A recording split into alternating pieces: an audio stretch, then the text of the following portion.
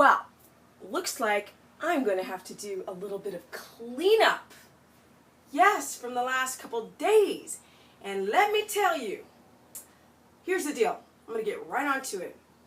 A woman called the Paleo Mom posted an article about the risks of the ketogenic diet. And now I'm getting all of the inbox floods like, yo, Steph, you've seen this? You've seen it like 500 stupid times. It's freaking giving me a migraine. It's not even giving me a keto flu headache. It's giving me a stupid migraine.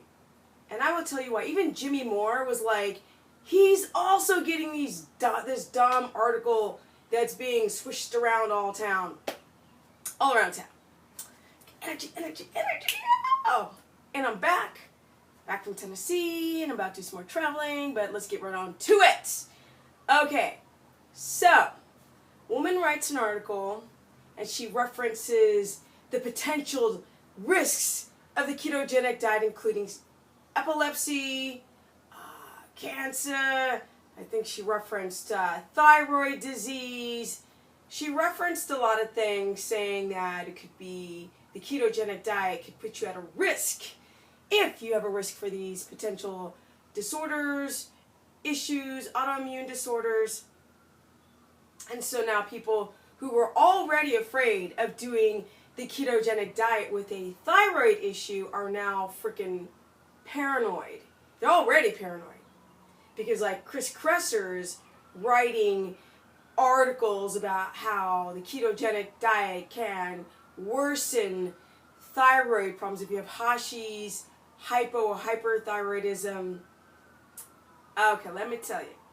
Steph's been doing some coaching. And I mean a lot. I've been so busy, it's been really even hard to vlog. That's how busy I am. Plus taking care of my mom. So there's just... Okay, wait. You know we cannot do a video without sirens, right? We need sirens because sirens let us know that we're always in a heap of trouble. But I digress. This is a business. I'm feeling really, really spry and good. And I can't wait to check this article. Okay. Here's the deal. The studies that have been created with the ketogenic diet. Now, it's very ironic because somebody in Poland said that another man did ketogenic diet in Poland that lasted 2 years. But here in the old US, they haven't done a study long enough to know the ill effects of the ketogenic diet. So they go on a 1-month study. Okay. I'm no California tree-hugging hippie glamour doll with 2 brain cells, but it don't take many brain cells to realize that a 1-month study is null, nothing. Come on, people. Really, freaking gives me migraine. Okay. I think things like this, because it's the Paleo Mom, right? With the dried fruit and the freaking nuts. And I get a lot of paleo people who still have issues now. They might have a, they might go through a period of their issues or symptoms, physical symptoms improving. But then they come knocking on my proverbial door and go, yo, Steph, I can't get the weight off. I'm tired as hell. My sleep is jacked. Blah, blah, blah, blah, blah, blah, blah. I don't mean blah, blah, blah to you guys. I'm just saying it's the same stuff, right? So people come to me and they're still like, you know, I'm kind of curious about this whole keto thing. Like, I'm just really, really curious. Because they always come back to the curiosity of wanting to try it. So basically, listen to me and listen to me well. We used to be what in my earlier videos? A hunter-gatherer society. And there wasn't a lot of vegetation. Because if you go to any forest or jungle on the planet, pretty safe to say that most of it is poisonous. Because plants don't have teeth. And they want to survive as well. So they create plant chemicals. So certain animals, certain species, and definitely humans cannot eat them. Seasonal fruits and vegetables only come about 10 weeks out of a year. And the fruits were bitter and nasty, and not nasty, like a banana is very starchy, very, very, very nasty, like that big and starchy. We have bred our fruit to be more sweet. We have human messed with it. We have Frankensteined our fruit to be more sweet. Because if you have fruit in the wild, pretty safe to say, bugs are going to attack the freaking hell out of it. That's why we use pesticides. Good old pesticides. All right. So, real things that grow in the wild have to deal with other animals, insects, being oxidized by the sun, right? That's what a human would have to compete with to get some bitter vegetation. Other than that, they had to hunt. And especially when things were not in season, they had to hunt. But they weren't they weren't chomping on a bicep. Ow! Come on, people. They were eating the fatty bits of an animal. The brain, the eyes, the tongue, the intestines, the organs, and the marrow. It's very interesting because I went and lived in Africa when I was in my 20s, in a small little village called Sinza, and in Tanzania. And they would sit there and eat the whole damn chicken. And I was like, oh, it's gross, chomping on the bone. But now I get it. Yeah, I've had a little bit of years of edumacation. And yeah, our hunter-gatherers, they ate the fatty bits of the animal, especially if they were plentiful and bountiful in game. And they would throw the muscle meat to the dogs. So for those people out there who are like leafy green eaters only, hello, yes, we have blocked teeth because we weren't trying to shred lean protein. So with that said, so there's this documentary where they're walking around across a football field, and you got 100 yards to the football field, and at the very, very end of the football field, the last freaking centimeter, they go, that's how long humans have been eating foreign foods. So if you take the planet, okay, let's say if we take the entire planet, which is like the whole time that the planet has been here, and we try to measure it in time by saying it's a 24 hours would represent the whole planet, the whole evolution, the whole existence of our planet. So humans would exist how long in a 24-hour day? 1 second. And then 10,000 years of agriculture in the 24 hours of a day is almost not even measurable to a scale. So it doesn't take a lot of brain cells to realize we're not supposed to be eating all these carbohydrates. So for people out like Chris Rusher who say that, you need to eat carbs or else you're going to have like thyroid issues.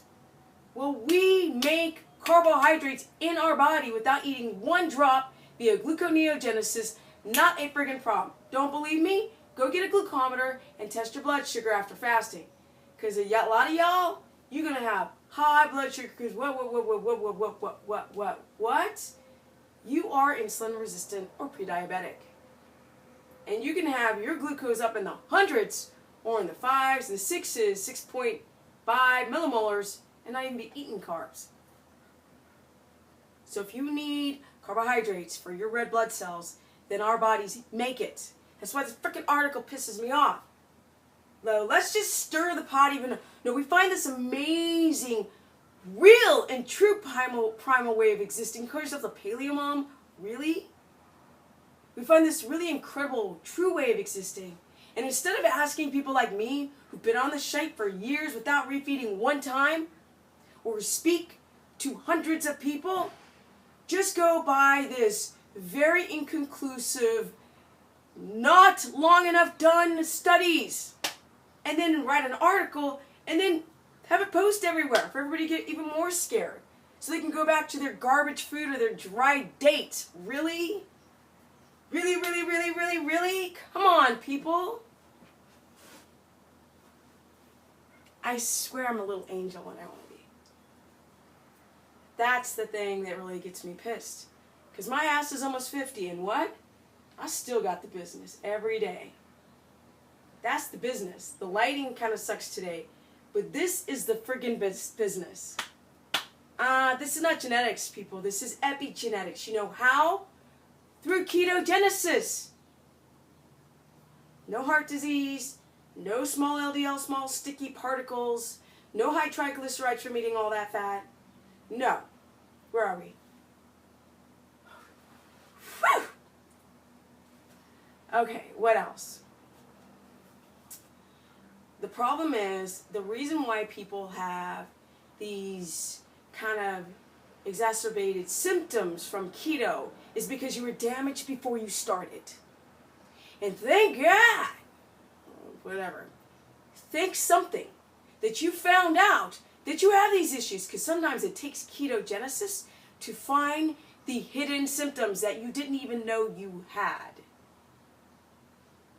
I tell a lot of people to go get a glucometer and test their blood glucose over the ketones, because I want to see if they're pre-diabetic, because a lot of you people are.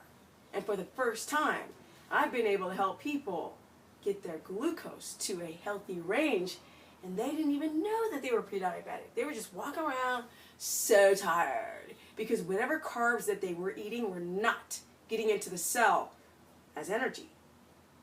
And so they use the glucometer and they find out their glucose is too high, because that's what happens when you develop diabetes. Yeah?